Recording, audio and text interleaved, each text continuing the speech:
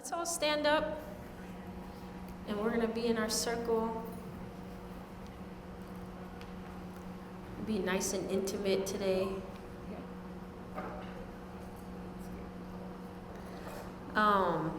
So I wanted to start by reading one of my favorite quotes by Martha Graham, and it is, "There is a vitality, a life force, a quickening that is translated through you into action, and there is only one of you in all time. This expression is unique, and if you block it, it will never exist through any other medium and be lost. The world will not have it. It is not your business to determine how good it is, not how it compares with other expression. It is your business to keep it yours, clearly and directly, to keep the channel open. You do not even have to believe in yourself or your work. You have to keep open and aware directly to the urges that motivate you. Keep the channel open. No artist is pleased. There is no satisfaction whatever at any time. There is only queer, divine dissatisfaction, a blessed unrest that keeps us marching and makes us more alive than the others." It's an intimate night, so we gotta get all close. So I love having us introduce ourselves, like I said, so we know who's in the room. And I think it's really nice to just be honest about where we are, so I appreciate y'all being honest. The middle's right here. Come on, come on, come on. It's okay if you have to go. It's okay, that's okay. There ain't no shame and no judgment whatsoever in this space, ever. So I also just want to call out our ancestral altar every month. This is here, so if you ever want to bring a photo of an ancestor or a mother you've lost, or grandmother or great-grandmother, auntie, who you want to honor, please feel free to come, bring the photo, and we'll bring them into the space and honor them. So thank you all so much for introducing yourselves and for being here. So I want to formally welcome Helen, Dr. Helen. I wrote a little something for you, of course. So I'm gonna read this for you. Dearest Helen, in the short time I've known you, I feel like we've traversed lifetimes together.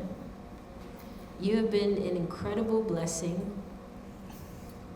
in my life, and your support of me and my vision have given me even more confidence to make it a reality.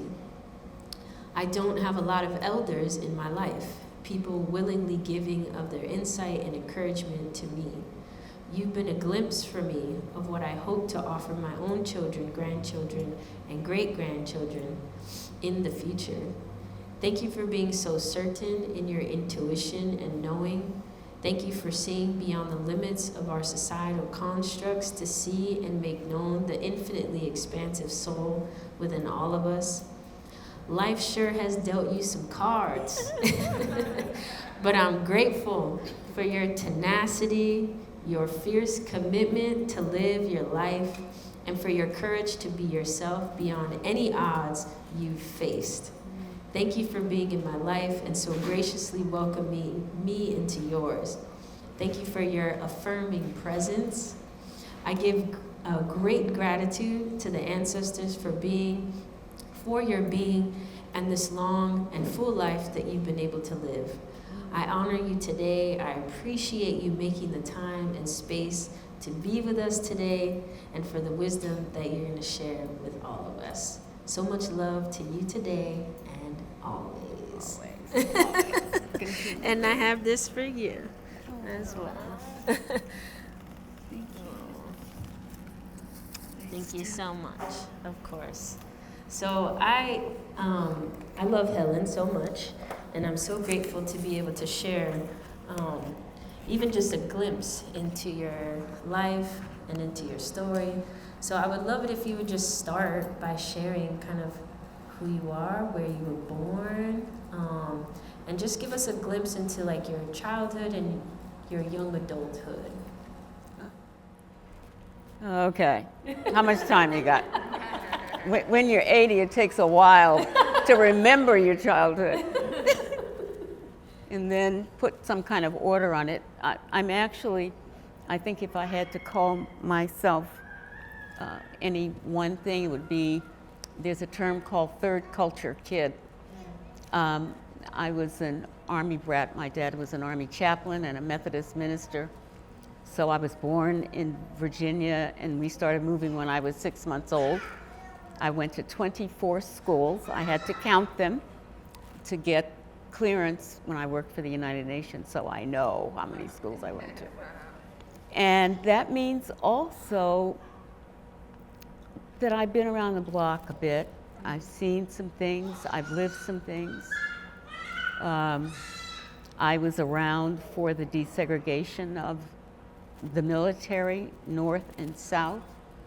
I have been threatened, physically threatened, in not only Jackson, Mississippi, but Western Massachusetts.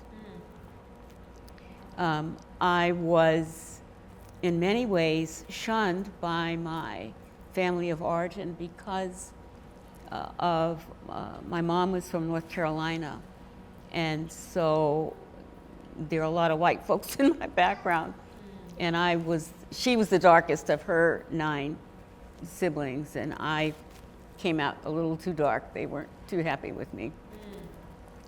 And then on top of that, I was just asking too many questions and too straightforward, and I just got in trouble all the time.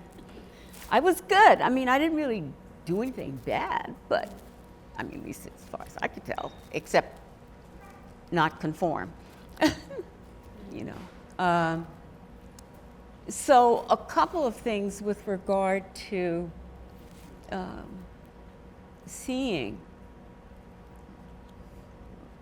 After the 40s, and I was around World War II, believe it or not, I went to high school in France in the 50s, went to boarding school, and in that boarding school, white and black students lived in residence halls together in the 50s in France. Wow. And we managed to make it work. Some of those people are still friends on Facebook. Those who are still alive are friends on Facebook. And because it was military, a lot of them are conservative politically. But we found ways in 1957, 58 to get along, and we find ways now to get along. And I remember coming back every year, we'd come back to the States, and once we'd be on those ships bringing us back, we weren't flying then, you know, as soon as you hit New York, everybody separated. We were in the dorms, we had roommates, you didn't dance with across race, but you could dance in the rec hall together as long as you danced among your own kind. But of course, my brother and I were it. We didn't hear what anybody else. So we had trouble finding dance partners, but we worked it out. So that kind of recognition of what's possible then, and to see it still playing out 65 years later or 70 years later, or whatever, it just breaks my heart. Because even my Trumper classmates, we can talk about kids, we can talk about gardening, we have reunions, they go to France together, you know, there are places where we meet. And I believe that with any being, two-leggeds and all other forms of life, there is a place where we meet. And that's what I always look for and assume is possible. And then after that, how old was I then? I think, oh, this is the, yeah, the 50s, 60s, and then, I went to school. I was going to be a missionary and save little brown babies in Africa. And when I got to Africa the first time in 1963, I saw missionary behavior and I was appalled. And I said, well, I guess I'm not going to do that. And actually ended up leaving the church, and my family was not happy about that.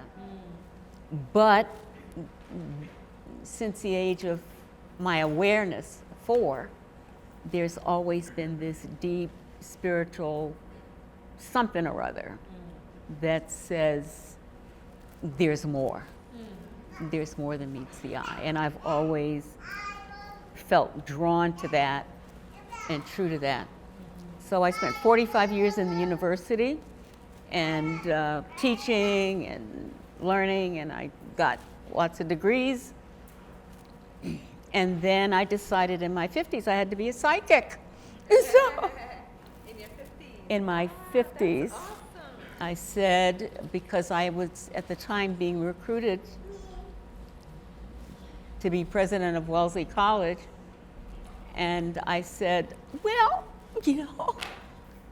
if I take this job, I'll be 67 or 68 because you got to stay a certain amount of time, and I won't follow that yearning at 4. So I said no, and then set off to, after several university positions, set off to start a metaphysical school that says we live in a both and universe, and I insist on a both and reality. So my purpose, I guess, is not ending dualism, because all things have a right to exist, but in my world,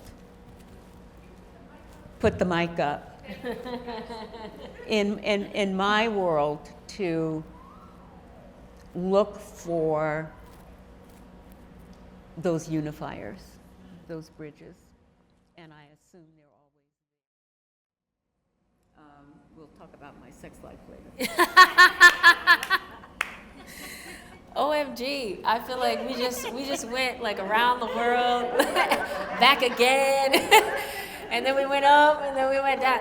Like, that was a lot. Oh my goodness, I don't even know where to start. But like, I'm like, oh, we're done, y'all. That was good. Drop the mic. I do really, really, really want to take it back to 2 things, which is, I feel like you kind of a little bit, kind of got to it, but there were points or moments when it seemed like you had recognized or maybe hit up against not feeling or seeming like everyone else, right? Feeling very different, and it feels like also from even your family, them mirroring that back to you. So I would love for you to just kind of expound upon that a little bit. Like, what was that like? Was there a particular moment when you were like, oh, the way I am or the way I operate is different? Can you just speak to that a little bit? Sure. And I think there are 2 main threads, it's like good and evil, sex and religion, that, that I was always somehow different. And I think, want to talk about non-binary, I've always been bisexual. And for me, that means, and from ever since I can remember. And in the community, heterosexuals don't trust bisexuals. Homosexuals don't trust bisexuals because everybody thinks it's a gimmick. Either you're on the way to something that you haven't named, or you're back from something. And so I'm here to say that it's actually real. For me, it's real because I also have a deep awareness of more than one life that I've lived, and I see sexuality in much broader terms. So I was married to a man for a long time. My relationships, half my life has been spent with men, half of my life has been spent with women. Both were authentic. Both were real. I'm still close friends with my ex-husband, and we divorced in 1979. I wasn't even born yet. I know. So, and we're still close, and we still talk. I was in a 33-year relationship with a woman. I kind of been all over the map. And one of the things I learned, especially in the workplace, was to avoid being able to be blackmailed. So wherever I worked, when I was an academic vice president or dean of faculty or all these highfalutin jobs, I made sure that somebody in that circle knew me. I knew they did anyway, because they had to check. But I always made sure that I couldn't be blackmailed. I was neither in nor out of the closet. When I taught at Brandeis, which is one of my alma maters, when I went to Brandeis, I had a picture of my husband on my desk, and when I left Brandeis, a few years later, I had a picture of my honey, my girlfriend, partner, on my desk, and students were just freaked out. Some actually tried to get me fired because I taught a course on the black woman. And as a part of that course, there was one module that talked about black lesbianism. And the men in the class just freaked out. They thought I was going to turn their women out, and went to the dean and actually tried to get me fired. Some of those men came back to me later and thanked me. So I survived, of course. Not of course. I wasn't fired. And they came back, and of course, what they said was, "You helped me understand and made a better man." And some of them are married to students they met in that course. Aww. Today. Aww. So, you just got to live long enough. Wow. The thing about non-binary, I didn't think about sexuality. I know now at 80 that I've always been bisexual, but when you're 12, you don't think about all those things. I just knew who I was. But the other side of that is also intergenerational. It's class. The partner with whom I lived for 33 years, not only were we were both black, I didn't know she had a child. So I wasn't a mama. And in fact, I was so clear I wasn't gonna be a mama.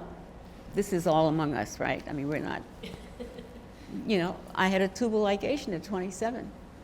Wait, Not what is from that? a tubal ligation. What is that? A tubal ligation, oh, that's right. You were born. I'm like, A I've tubal never heard of that. ligation is when you choose. I had all kinds of reproductive medical problems. First of all, that's Okay. the start of it. And every time something would happen, or if I started taking birth control pills, I'd end up in the hospital. Okay. And at that point, I was married.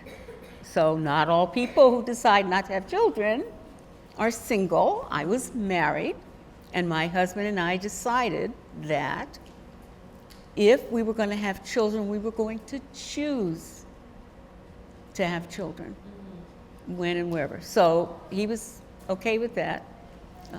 Later, I found out later he wasn't, but that's okay, another story. So I was clear I was never going to parent. Then I fell in love with a woman. She had a kid who was 10 years old. I didn't know how to do hair. I didn't know how to do PTA. I didn't know how to change diaper. I didn't know nada from anything. And her daughter was 10 when we met, had been severely traumatized. My partner was severely traumatized. And so for our entire relationship, it was really quite a roller coaster. And so there were also class issues, because I was Ivy League, preacher's I'm going to save the world. I'm not going to save little brown babies. I'm going to save Boston working class families, and I'm going to go out there. And my partner was addicted to prescription painkillers. And I said, we can fix that, honey. We just take a weekend like that movie I saw. And you'll be sweating and having a hard time for about 3 days and we'll be fine. Well, it's not like that. So I ended up raising her child and for many years her, as well as myself. Because what did I know? I was sheltered in some ways. I'm trying to find how many women have not been molested as children. So I have stories too, like everybody else. But that sense of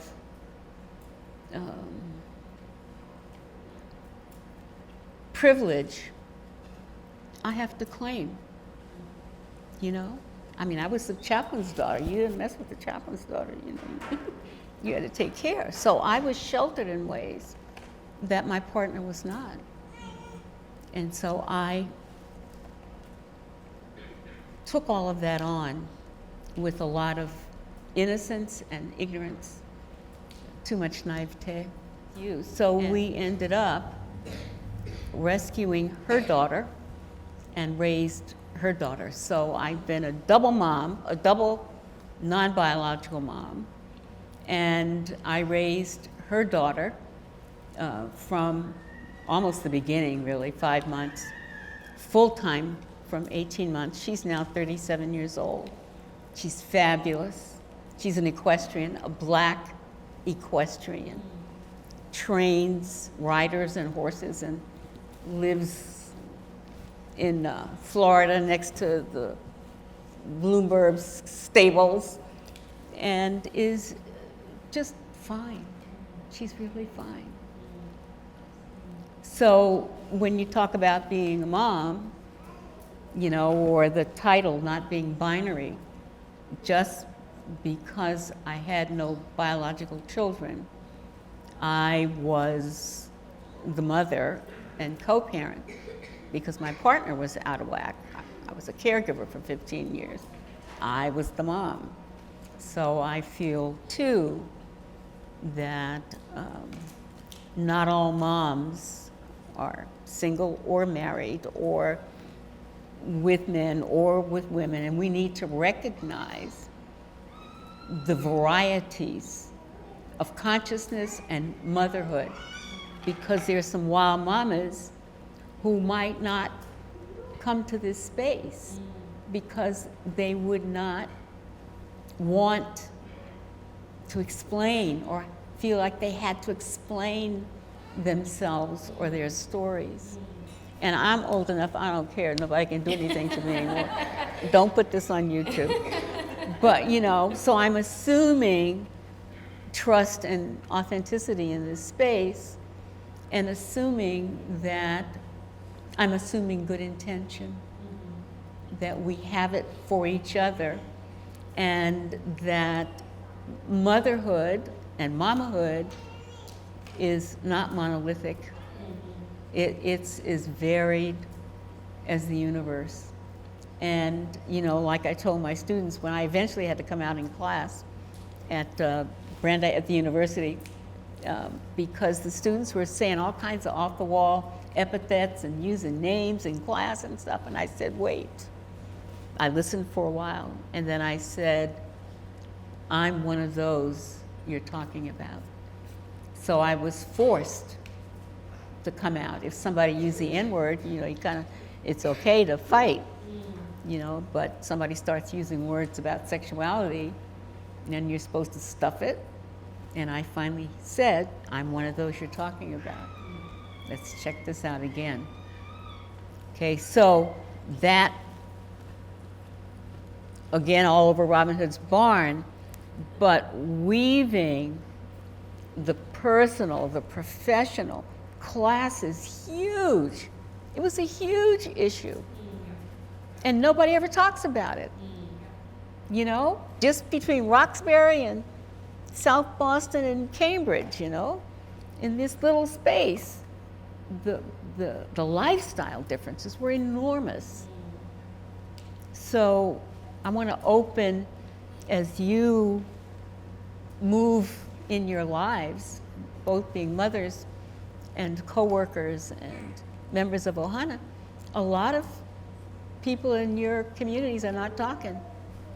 And they're not talking because they're afraid that if they did talk, they'd be shunned the way I was shunned. My brother is still estranged. We haven't spoken since our mother's funeral. He's very right-wing.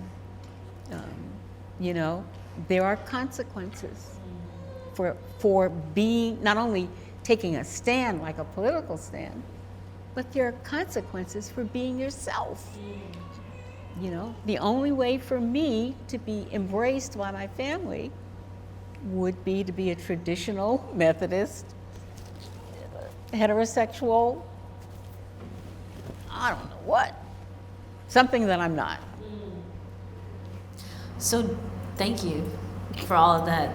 Like, I mean, I feel like one day when I become 80, 82, 85, like, I can't even imagine like having to explain or share about decades of my life. It's like hitting me, you know, hearing you. But I do want to hear a little bit about when you were talking about at 4 years old, like you kind of knew that there was something different, you know, your intuition. So can you like share with us a little bit about what that has been like, and has that been a part of why you've been able to navigate these challenges, that deeper kind of like intuition or knowing that there's something more, or was it something else? Was it pure survival that helped you maneuver all of that? Because that's a lot, especially in those times, considering how society was at that time. Like, that's a lot to navigate. And so what enabled you to navigate all of that? I think, you know, you're on it. At that time at 4, I was born in World War II. My dad was gone the first 3 years of my life. So when he came back, they had a christening service for me. And it was at that christening service, 4 years old, that I felt like a grown-up. And I almost said to myself, I knew I was not from here, whatever that means. And I knew that I had some kind of purpose. I just knew. I didn't know what it was. I didn't know in my 50s, I mean, I was probably 60 before I knew. I'm 80, and I'm just landing into the kind of weaving that I'm trying to give you today. You just acknowledge that though, because I feel like for us, some of us are like in our 30s, we're like, oh, I don't know my purpose.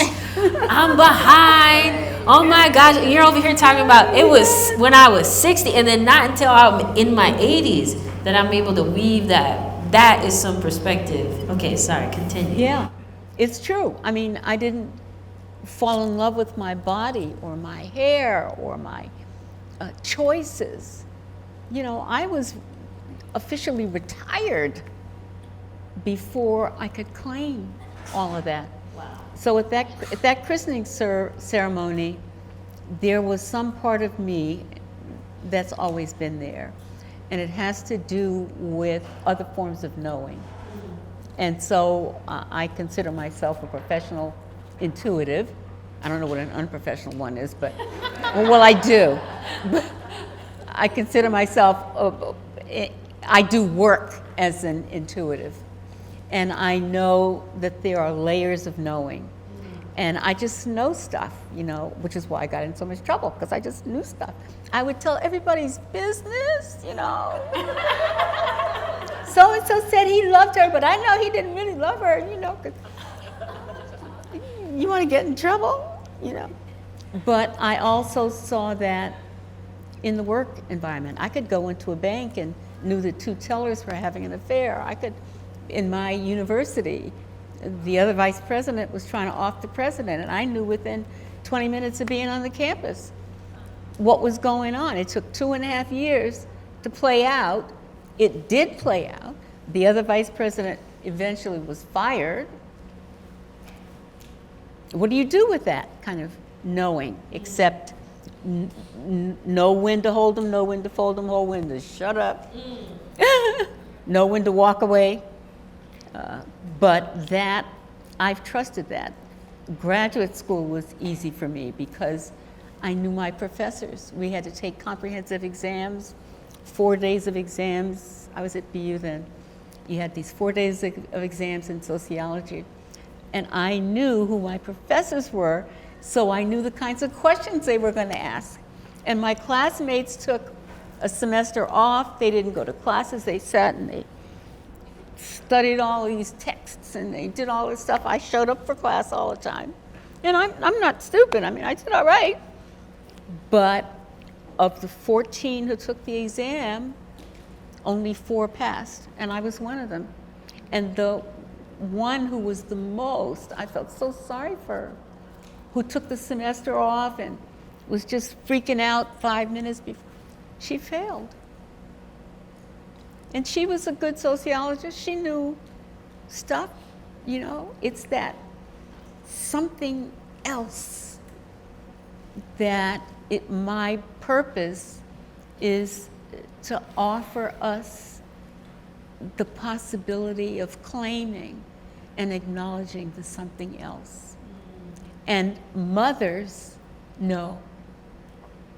And that something else that mothers know is frightening sometimes, because I've seen, you know, a neighbor wonder if her child was gay and the child was 4. You know, a lot of kids, you can tell that they are not binary, you know. And I remember a neighbor in New Jersey, the father was a Navy man, and I could tell his son was gay. And his son was pre-K. He was my granddaughter's best friend. And he would rough him up, beat him up, make a man out of him, you know. What are you going to do? So there is a link between knowing how you know, knowing how to work with what you know, and then what you pass on, because your children may not be who you want them to be. And so many families are divided over sex and religion. Those were the ones that got it. You know, are you going to be the right Buddhist, Christian, Sikh, Muslim? Are you going to get married and have kids?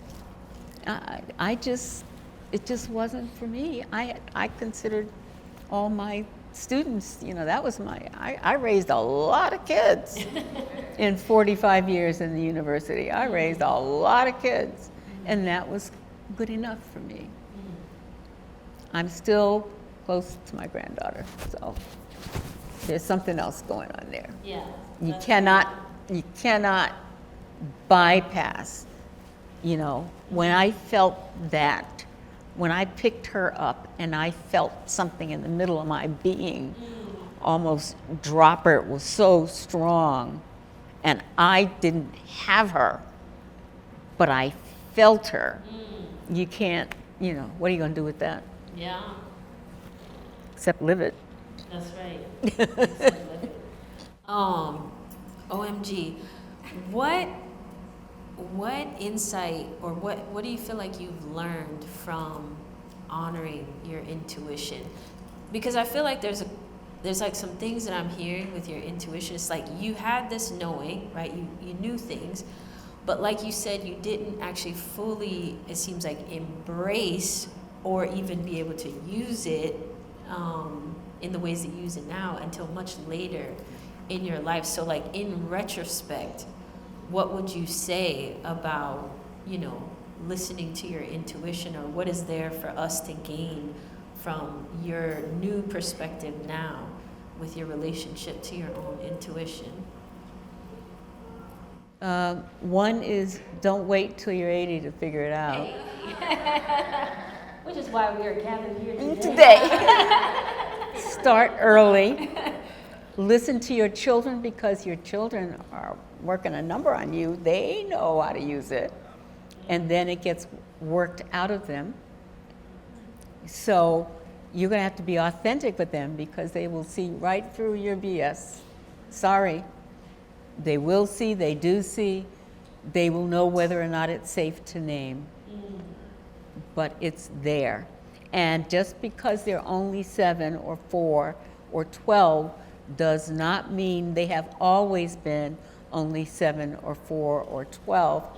I believe that we live more than once, and I believe that from any moment point, I have access, which is why the bisexuality thing. I believe I have access to all of these ways that I have been in relationship through time and space with men, women, family, culture. And so being a third culture kid also meant, you know, if I lived in Japan and went France, Germany, South America, West Africa, you know, that gives me even more with which I can work. So use that, be open to it. And then I'd say, be open to hear from your children that which is the hardest to hear. Let them live, you know. My mother used to say, you know, something about God told me I'd let you live, or something like that. You know, she's from North Carolina. She had all these sayings. You know, let your children tell you, show you who you are, and believe them. They are, you know, my 37-year-old granddaughter is a teacher. She teaches me every day. She's a teacher. And the 58-year-old teaches me too. Not only what I could fix, but also what I couldn't fix. She was 10, but it was already too late. And so what do you do with that? They come in. I believe we choose our families. I believe we choose where we go. They come in with a game plan, with a blueprint, and they are able to modify that blueprint, and you are. But I believe that we have all agreed, sometime outside of time and space, to hang out together. Goodness. But how did you even learn to see in that way, or to gain that perspective? Is that part of the knowing of, like, someone told you this is how it is, or that's part of what you're able to see? But like, I want to know, how do you understand? Yeah, like, how do you understand in the way that you understand life, like multiple lives, you know, being able to have access to multiple, like, where does that understanding come from? I think it's one there because we are. And of course, you know, me, I'm curious.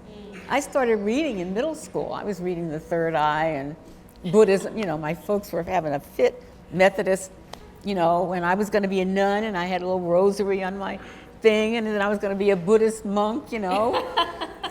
And here he is, an army chaplain, saying, you know, you got 45 minutes for a non-denominational service. And I'm, you know. So part of it was reading, part of it was knowing. I studied, I mean, I've had teachers, I've taken courses, I've done retreat, you know, the usual ways we learn things. I did all of that stuff. But the real answer is here. That you just know. But when you just know, did you acknowledge it early on and just didn't speak about it? Or did it take you till 60, 70, 80 to actually know it and embrace it and, like, live aligned to that? I think I started naming it in my 40s. I was still working in the university. I was a dean of faculty. I was very, you know, but I knew, and I already started working it. And I applied it to work. I specialize in business intuition because I know what goes on in businesses. I was a vice president of a business school, you know. So I got training, I got paper, I got pepper, you know. But it's a blend. It's a blend. And I just said yes to the blend. And since I was already an outsider anyway, from what was I losing?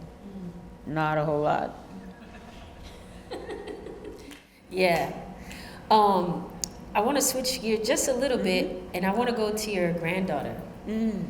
Because what you said was so powerful that even though you didn't birth her, obviously, but when you picked her up, you almost dropped her because you felt this immense energy and power.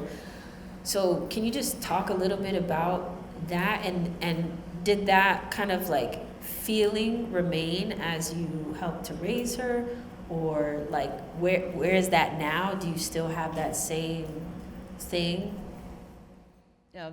Short answer is yes. We talk. She lives in Florida. We talk several times a week. She teaches me. She cusses me out.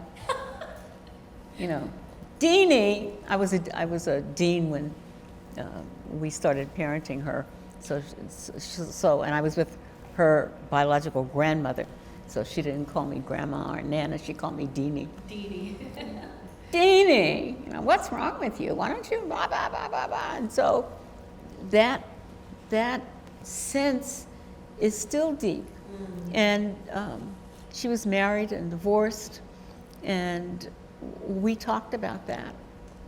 And we talked about it, how she could maneuver her life. What do you want her to know from you? Like, what do you want her most to know?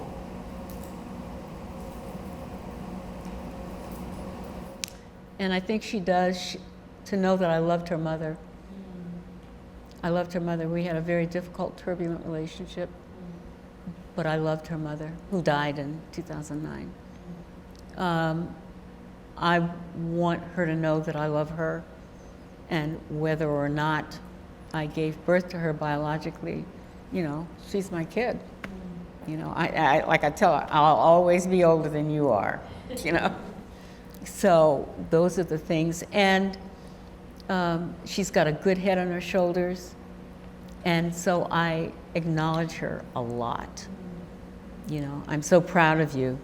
You know, she's going through stuff at home, but she knows how to separate that from her professional life. Her Facebook page is always upbeat and cool. And I know all this SH that's going on behind the scenes, but she carries herself in such a way that makes me proud, and I tell her over and over and over again. You know, I will say, it's kind of weird, but then I will find something else to say, you did that really well, I'm proud of you. So I turned 39 last week. Woo! Aries. And so, as someone who has 8 decades on this earth, I'm curious what you would tell me about these next 4 decades ahead of me. Like, what should I be thinking about? What should I consider? What's something that you feel like I should know, considering all that you know and what's ahead for me? Well, that's a great question.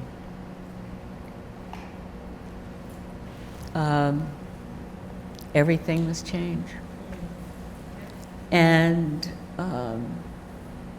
if I had to be held accountable for all the horror that I've caused, harm in somebody else's life, unwittingly, I've never caused anybody harm intentionally, but I know I've hurt people,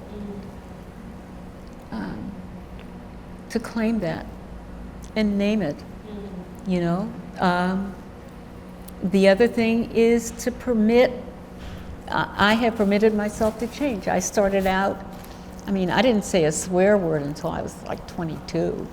You know, God doesn't like that, you know, when you swear. In high school, I was a holy terror, you know. God doesn't like it if you swear. I was terrible. You know, I mean, really, really terrible.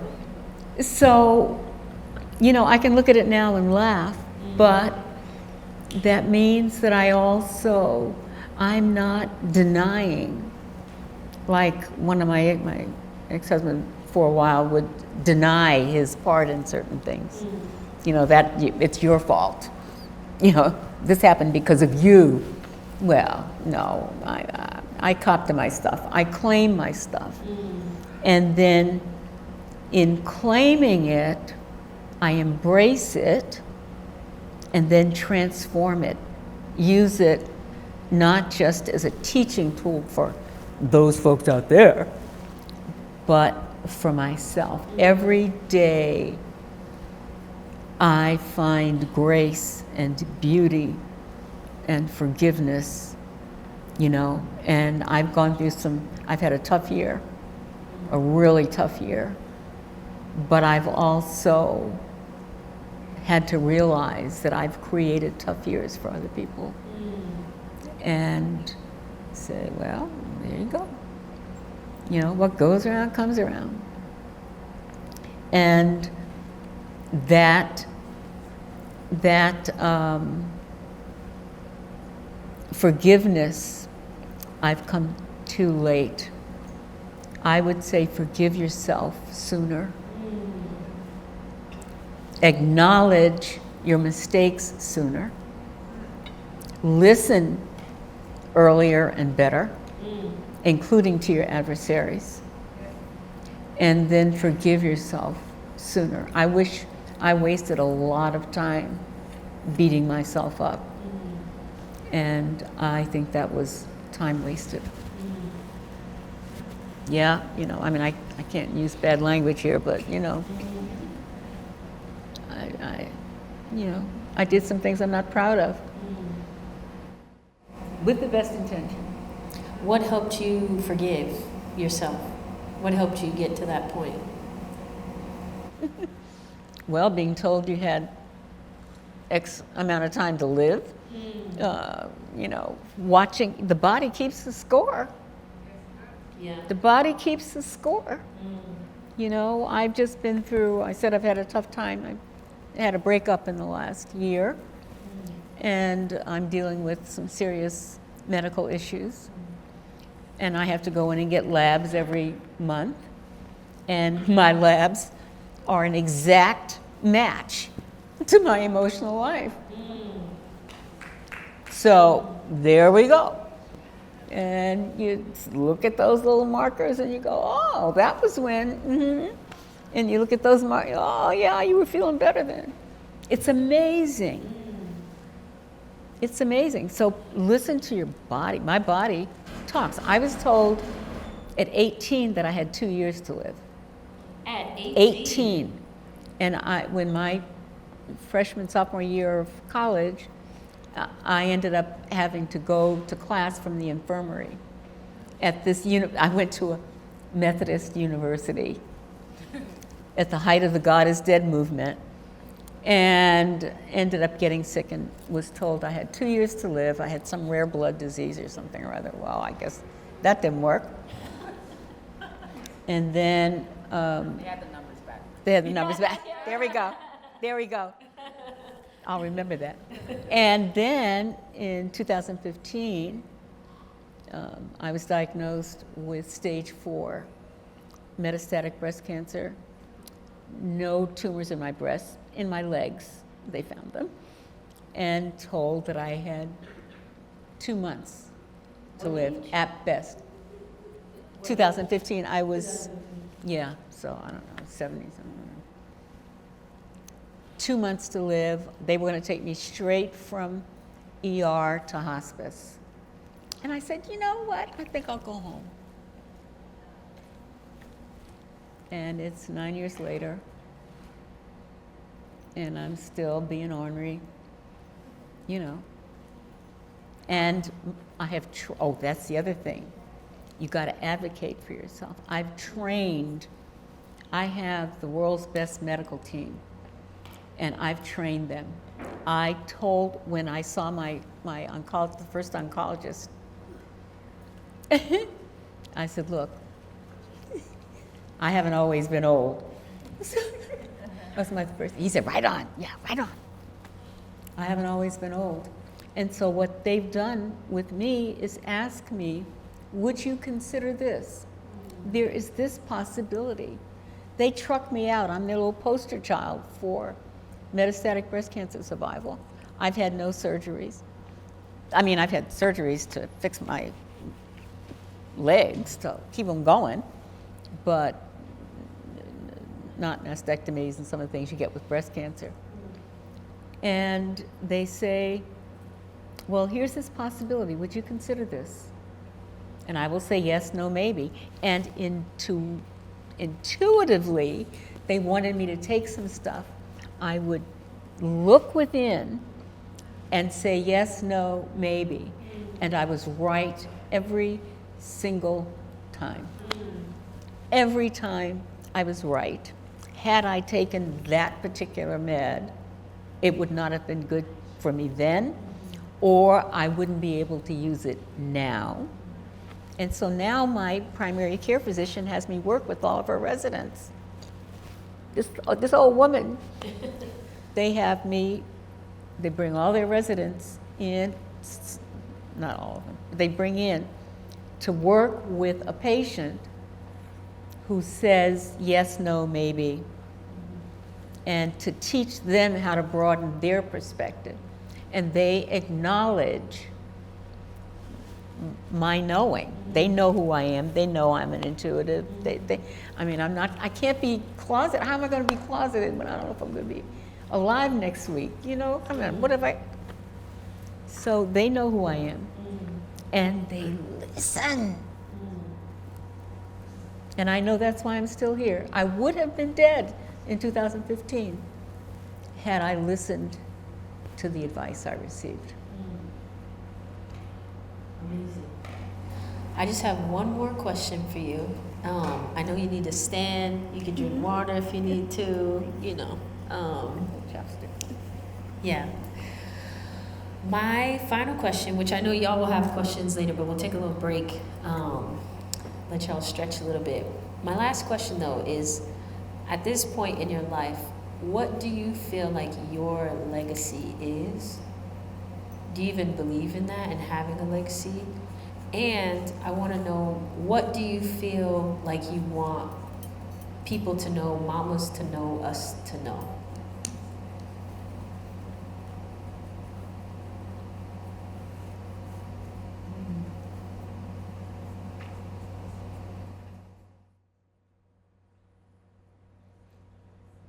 I think legacy is in some ways overrated.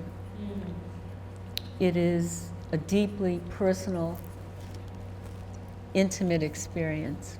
And I think that my challenge with what remains of my life is to know that I did the best I could with the resources I had at the time, and that when I knew better, I did better. That, to me, that's, if I knew better and didn't do better, then I think I would judge myself more harshly. I think as I've known better and claimed all of it, that's personal. And then what was the second part? What do you feel like mama should know or we should know? Like, what do you want us to know? Be yourself. There's nobody else in the universe, in the multiverse. There's a puka if you're not yourself. And I spent decades not being myself. I was driven professionally, personally, had to make my family proud. They were shunning me, and so I had to do my Harvard, Wellesley, And then when I finally got to Harvard, my parents didn't believe it, that I was at Harvard until they started getting requests for money because they said, good things don't happen to bad people. Wow. To my face. They said good things Don't happen to bad people. Talking about you as a bad person. Good things. So they didn't believe I was at Harvard, but Harvard started hitting them up for money. So I guess they figured I really was there and even taught there briefly. So, you know, be yourself. There's nothing, what I learned, it's like the story about my brother. I can't prove anything to him. There's nothing I can prove. I can love him, which I do, but can I change that dynamic? It's not my kuleana. I've done as much work on that as I can do. And he can choose to do or not do. I cannot manage the universe. That's the other thing. Lean into the magic. Lean into the magic of the universe. Some of the things, you don't have time enough for my stories, but I got magic up the wazoo, where people show up and opportunities show up, and the right moment, the right time. I got stories. I've got gratitude, you know, that I can't even begin to express to you.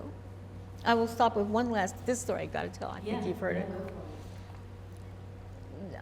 When I left the mainstream university, I wanted to start a metaphysical school in Santa Fe. Of course, you have to start it in Santa Fe. In Santa Fe, I lived in this very nice house, which was also subbing. I had my little staff person living there, and you know, we were trying to build a little institute. And I got a call one day that came in to my volunteer staff and said, "There's this guy who wants to talk to you." He said he's looking for Helen Stewart, and he thinks that you're the Helen Stewart he's looking for. Sure. So I get on the phone with this guy, Kip. He's a 65-year-old white man living in Florida. He says, "My father told me that I had to find you. I think you're the person." The next week, he and his wife came to Santa Fe to visit me. In the meantime, I met with my board. Is this guy crazy or what? You know? I met with my board. Is this for real? They come to Santa Fe. They spend a week. They set me up in an office in a very well-appointed, the best street in Santa Fe, Old House Highway. They paid my rent, my office rent for a year, supplied computers, paper, pen. He interviewed me, did DVD interviews of what UMS was, helped us do a business plan. Could I make that up? Could I say, "Oh yes, this stranger from Florida"? I mean, that's magic. That's magic. I couldn't, and it's a true story. I'm not making it up, and I'm not embellishing it. It happened that way. My father said, "I have to meet you," and we worked together for several years. He died. So, where does that fit in the academy? Where does that fit in your business plan and in your foundation documents? You know, there's no place for that. Magic. Be open to it. Hey, thank you, Dr. Helen.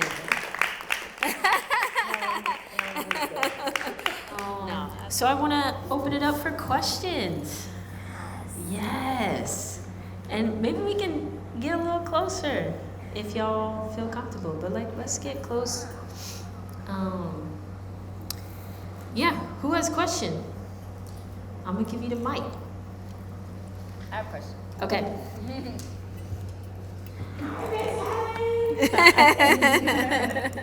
Thank you so much for that. That was so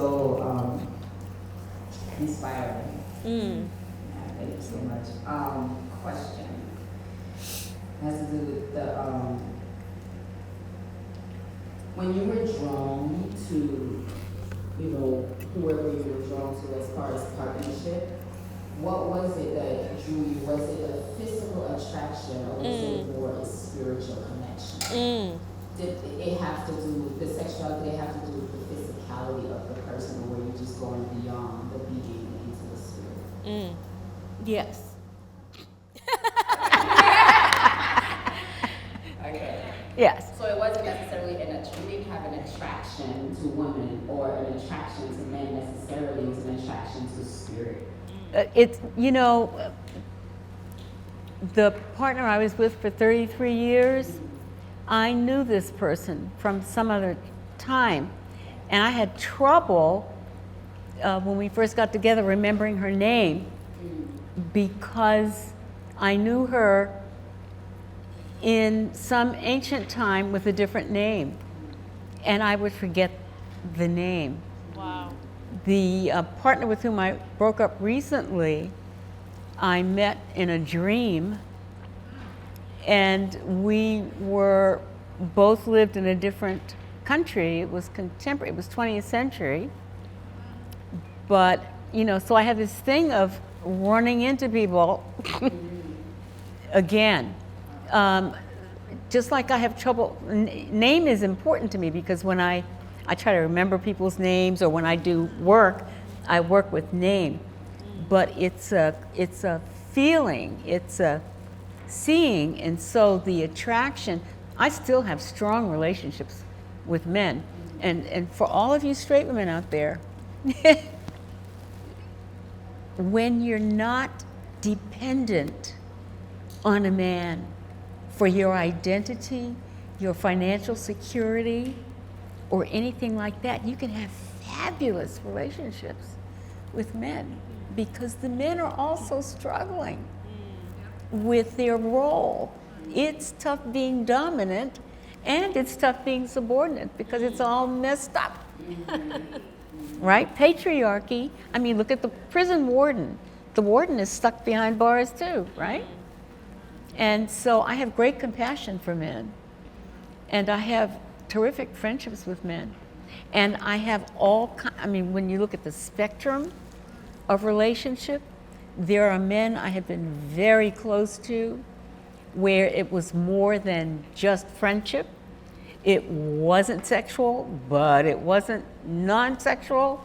But, there are women I have had relationships that have been so intimate and close, whether or not they were physical relationships. So I kind of, I just think all that stuff is moot.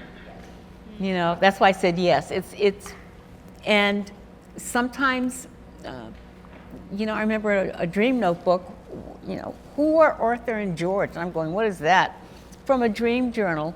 30 years later, I run into Arthur and George. They were colleagues. They were not lovers. Who were Arthur and George? And I'm going, what? And you go back and you read a dream journal.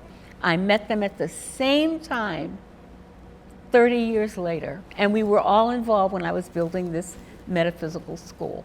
Wow. So pay attention to your dreams because you're going to meet people, like them or don't like them, and know, a boss I met and found out the exact date that I started working for her was in a dream journal. And I saw, and we had a kind of interesting, fraught relationship at times. And I was still at Harvard then and had no plan to move to California. And I woke up, I wrote my dream down, the way we do. Wrote my dream down, September 19th, 1981. I started my job at San Francisco State University, September 19th, 1981, and she was my boss. Wow.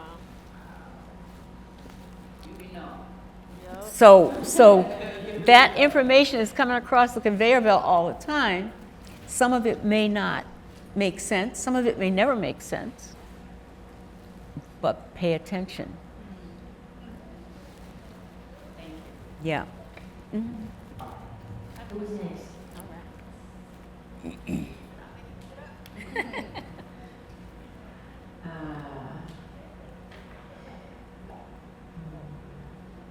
You said that you knew that you were not from here. And I remember and have been told by my mother that one of my first questions to her is, why am I here? Right? That distinct knowingness. When you said that, I was like, maybe that's why when I walked in the room and we met eyes, I was like, totally drawn to you. Talk more about you knowing that you're not from here. Yeah, I don't even know how to describe it because I think it's wordless. It can't be described by words. It's a feeling, and I didn't necessarily feel like an outsider in a negative sense. I just knew. I mean, I'm still figuring out where home is, especially as an Army brat in 24 schools. It's like, stick me in a chair, that's home for the moment. But that not from here, for me, I think meant not from this planet. I think that's what it means, but I may never know. I just knew, I felt different. And I felt, like kids grow up. That's what I was talking about, talking to your kids and paying attention to your kids. I was never a kid. I never felt subordinate. I never felt younger than, and I think that's why I got in so much trouble, because I felt peer, and that's been true in the workplace, that's been true with students. I've always been a peer kind of person. And so wherever here is, I think it's probably the one thing that doesn't change. Everything changes, but here is kind of your anchor. You know what I mean?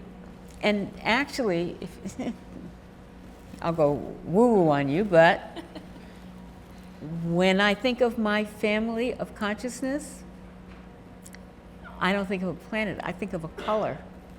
There's a certain color blue, like this neon blue, that feels to me like home. No bodies, what? Yeah. Your family of consciousness? Mm-hmm. What does that even mean? It's not original. It's just that I think we incarnate in clusters. Like a lot of folks in this room have been in and out, friends, enemies, lovers, family, parents, grandparents. We keep circling around with the same crowd. But I think, and I like the work of Jane Roberts and what's called the Seth material. And Seth talks about these families of consciousness where we hang out with certain people. And they're people that I've met here. I mean, you're right. It's like, you know them. You just glom onto, you know what I mean? You just know. What is that? I think it is outside of time and space. And I think it is more than one lifetime, typically. There is that distinct, like not being able to really put your finger on it, but knowing that it's there. And the closest that I've gotten to having it verbalized was the opening pages of The Famished Road. There's a book called The Famished Road, and he describes a child coming into the world and it resonated so deeply. Like if I could put words to it, yeah, that's what it was like. And to land and feel like not having words for it. But my mom said that as soon as that one of my first sentences to her was, "Why am I here?" And she said she didn't What did know she how say? to answer me. But I remember feeling like you say, like, okay, like what am I here to do? Like why am I here? And here is very transitional. Like, you moving around as a child from place to place because your family was moving around. I've been moving around as much as I can just because I don't feel anchored. Yeah. So you know where here is not, but you don't know where here is. Exactly. Damn. Exactly. Yeah. Yeah. Good luck with that. Call me when you find it. Wow. Wow. Mm-hmm. Damn. Next question, anybody? Anyone else got a question? Yep. Thank you. So, I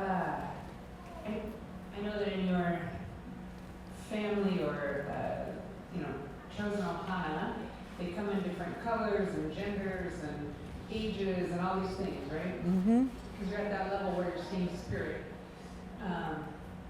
And ever since I first encountered queer, black, feminist thought in college, right? Bell Hooks, June Jordan, even just looking at just from a mind-blowing perspective, it seems to disproportionately come from black women, often not fully straight, right?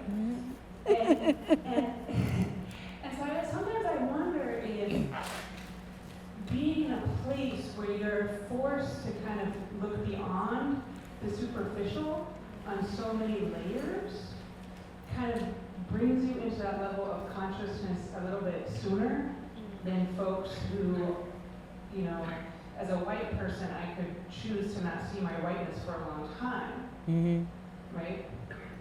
Where I'm sure it's the same with men. At some point they realize, oh, there's a patriarchy, right? So I guess that's my question is, do you feel like, even though now you see past all those things, having, lived a life in that, did that help you get to consciousness in a quicker way or in a different way? Does that make any sense? Oh, yeah. It makes sense. I'm going to start with the first thing, which is levels. I'm kind of a non-hierarchy person. So I will tend to talk less about levels of consciousness because I think it divides us. I'm a sociologist, though, and I think that every category of dominance and subordination has that effect. That if it's men and women, women know more about men than men know about women. Black people know more about white people than white people know about black people. Within the Asian cultures, there's a pecking order, although people don't talk about it, but it's there. And in that pecking order, there's these hierarchies, depending on who you are, where you came from, when you got not just to Hawaii, but to whatever place. So I'm going to avoid the hierarchy question. Some of those feminists, and I was among them, didn't even know what we were doing. We started a consciousness raising group, and it turned out that everybody in the group was gay. We didn't know that for a year. It started out first as a Marxist study group, a little book reading group, And we called ourselves everything except lesbian or gay or bi or whatever else, IA plus. And gradually, with the trust, we discovered who we were, and there was this other stuff going on. Well, some of those women who are still friends are now married to men. Some are still with women. Some are married, you know, I mean, we're all over the map. But I think it's the issue of dominance and subordination. It's the dominant and subordinate group sociologically that makes us appear to be wiser and smarter, because that's what you have to do to survive, right?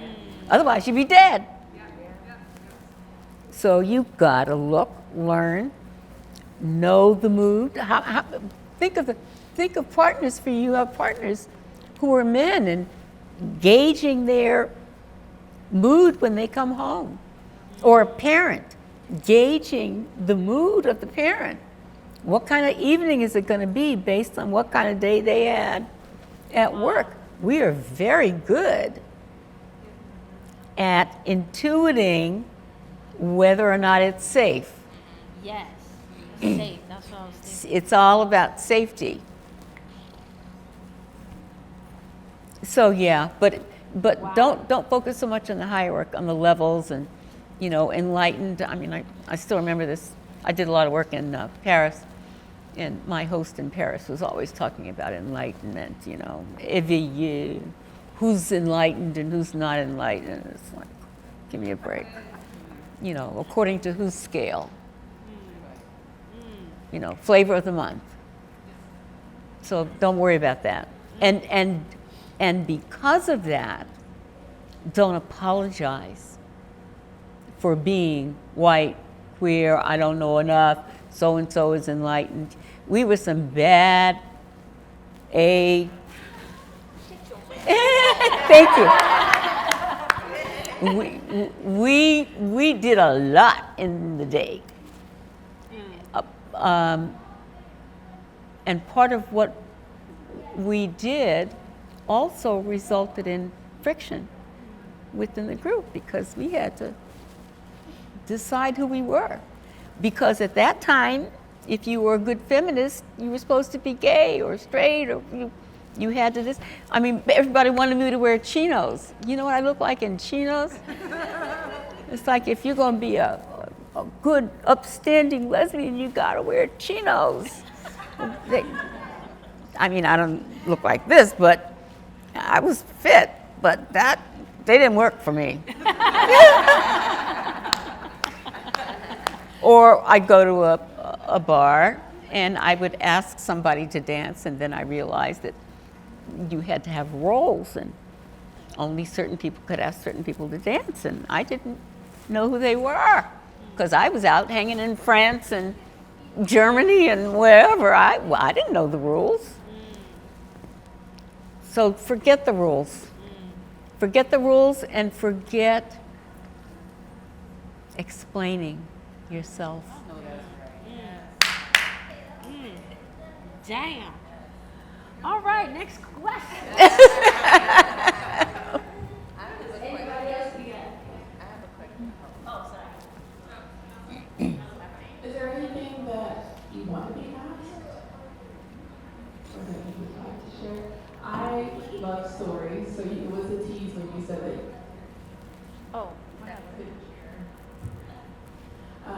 As you know, I named my daughter Story, so if there's a story that comes to mind that you'd like to share with us, I would welcome that. I'll think about that. Let's take the other question, and then there was one that came across, it slipped my mind now, but there was one I thought I just can't remember if it was. So my question for you is that as a seer, and you're able to see and know, I would love to hear, what do you see for yourself in your future?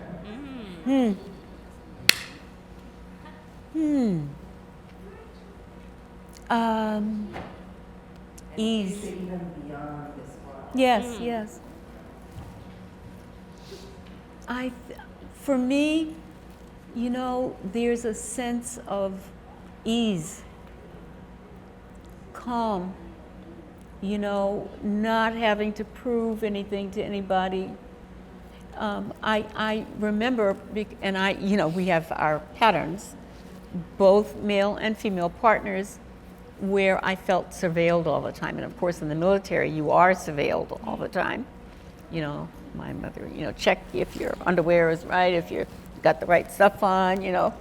So surveillance has been a theme for me. And I still catch myself, I live alone now, and I catch myself wondering if anybody's watching or judging, because I'd been in a relationship for so long. So that's one, is where I don't have to ask myself, is it okay? Am I okay? Is anybody watching what I'm wearing, eating, thinking, you know? If I slept until 9:30, whoa! You know? No, really. You know, that's like huge.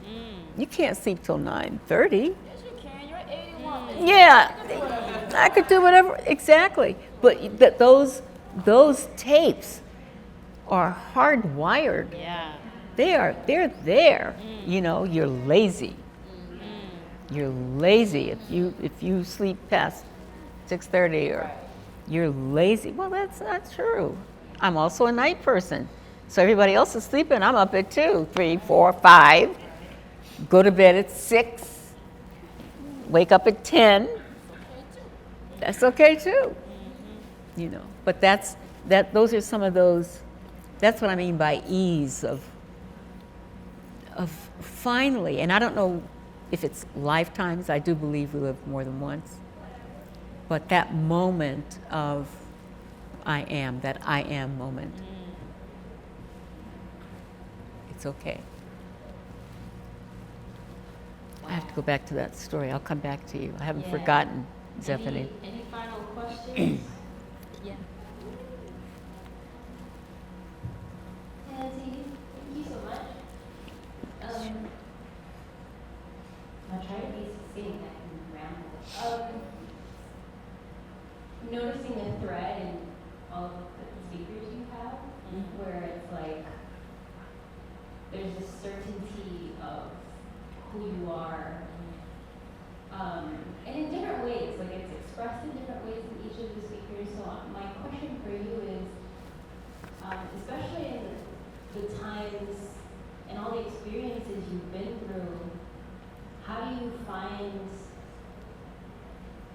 that place of who you are? I mean, it sounds like even from when you were a child and then you have your parents speaking to you in this way, right? Like, how does that not knock you, or if it does knock you off your feet, like, how do you come back to that certainty of who you are and that knowingness after all that, you know, the world can cloud your mind and Yes. it's in your body. Oh, it does. And so, I think I love the question, and I think it's precisely why I do what I do and who I am, because connection is what I do for a living.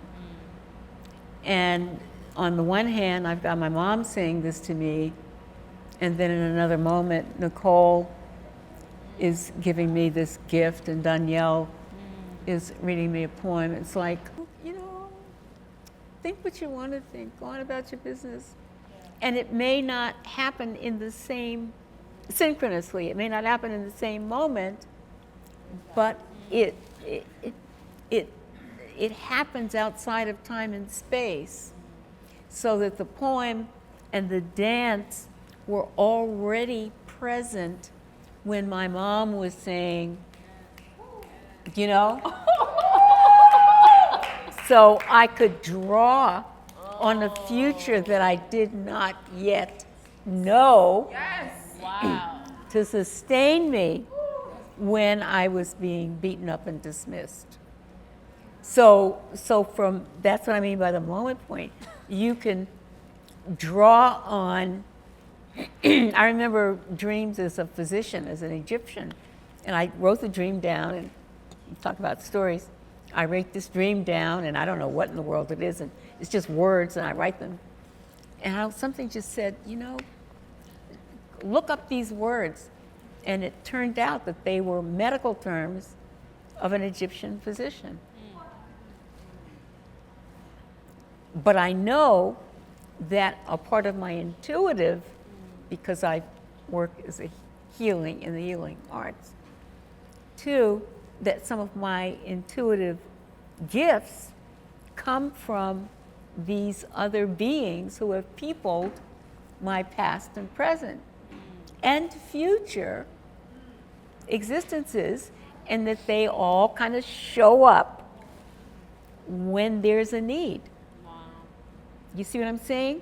So it even when all of it's bad, like it has been for all of us in moments, when all of it's bad, in the here and now, there's somebody reaching out with a dance or a poem or a story or a look that says, I see you.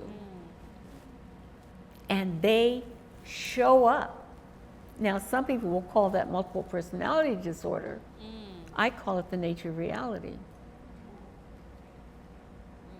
That we are helped by past and future selves that are all us, and by others who show up in our lives in any moment to say, I know you're down. I can't tell you, I've been through Tiff knows what I've been going through, but I've been through a rough time. And I can't tell you, Stephanie, the same thing happened. Alika has been calling, I haven't seen Danielle in a few months, but when all of a sudden I'm wondering if I'll make it through the night. And somebody will call me in that moment from some other state, some other country. I mean, the nice thing about being a third culture kid is I got friends all over the world. Doesn't matter what time it is. Somebody's sending me a message on Facebook or Messenger or WhatsApp or a phone call, and when I'm down, literally going, will I breathe tomorrow? Somebody says, how you doing? So the coconut wildness is working. Wow. Can I get that mic? Yeah.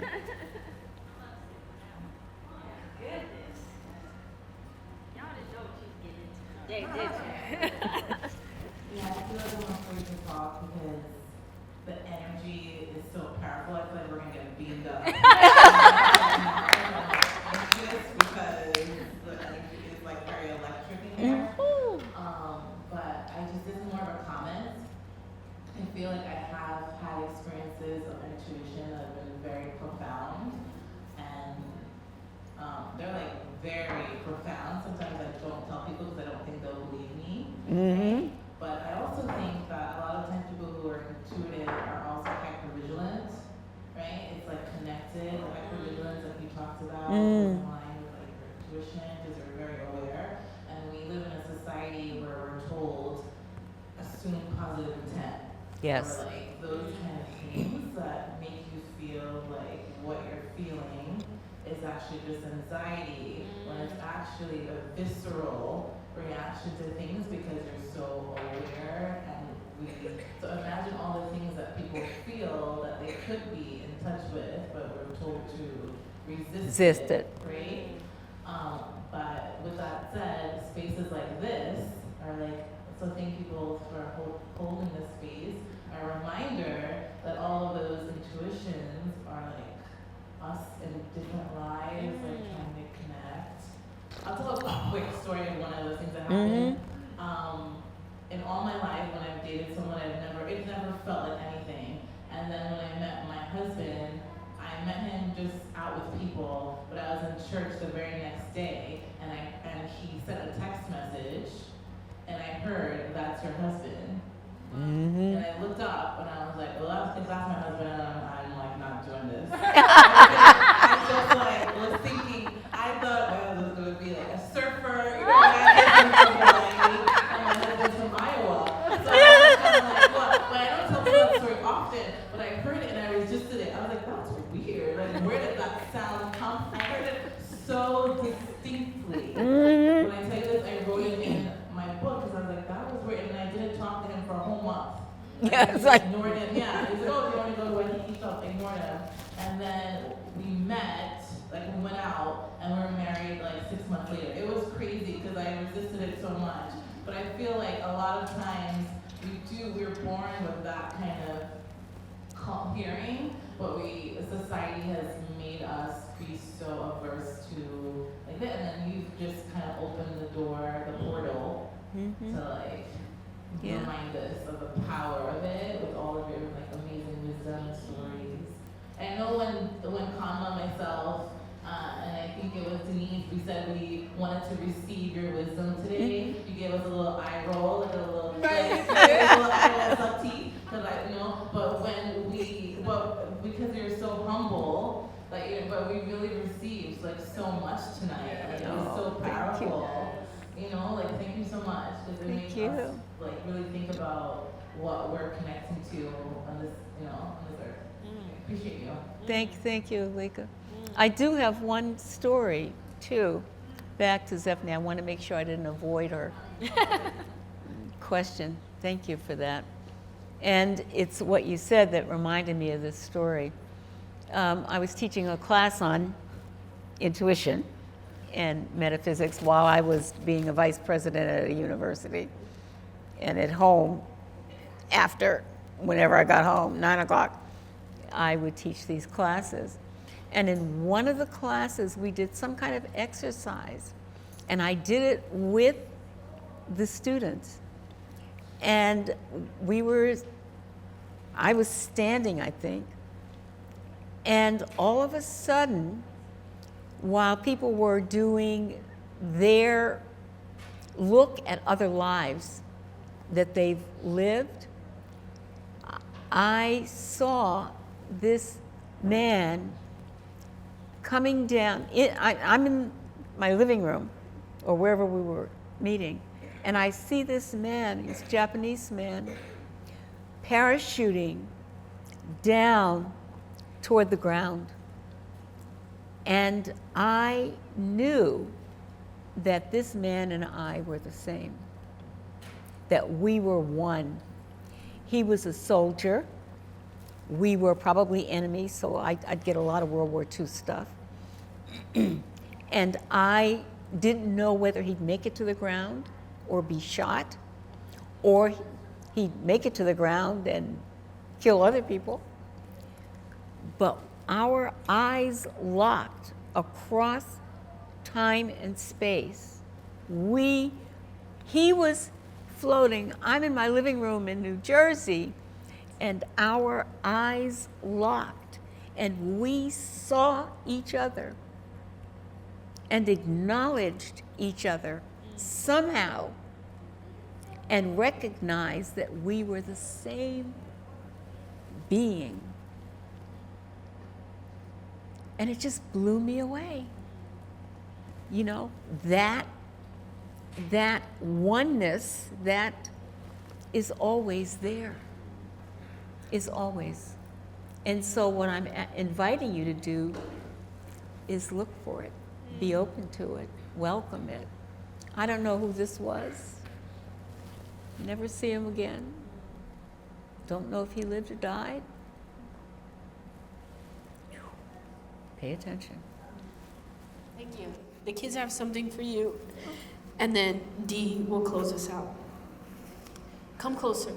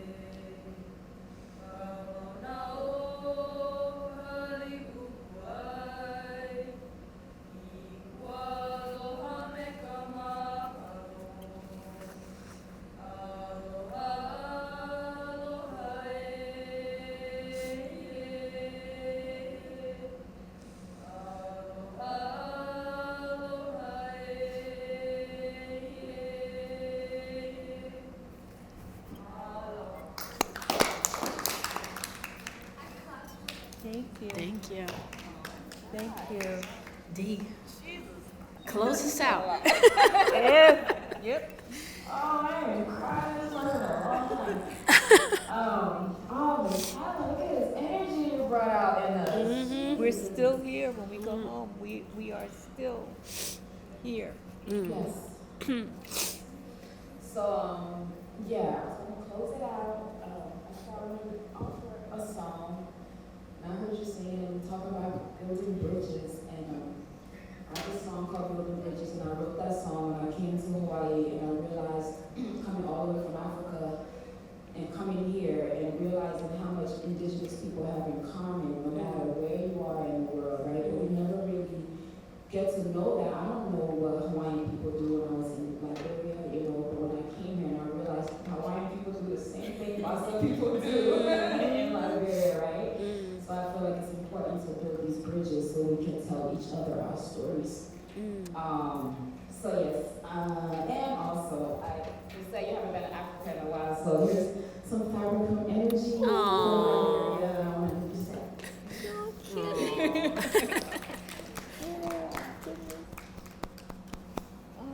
And so I'm gonna sing the verse and the hook on the song. Oh, hala hala, make me lose focus. Can't get so separate us. On sabo chencha, que was a yocha. I not by myself to it together. Oh, come, hey, Hawaii to London. Come, hey, New York to Buchanan. Come, hey, Hawaii to London.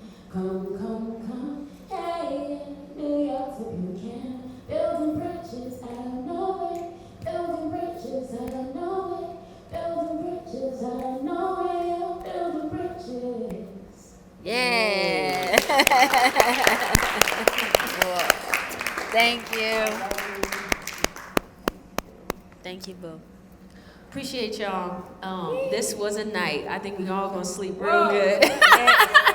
So thank you for being here. Thank you so much, Helen, for making the time, making the space, being here. Yeah, it My literally honor. means the world. Quite literally. So thank you so much. Appreciate you. Thank y'all. Love y'all. Thank you.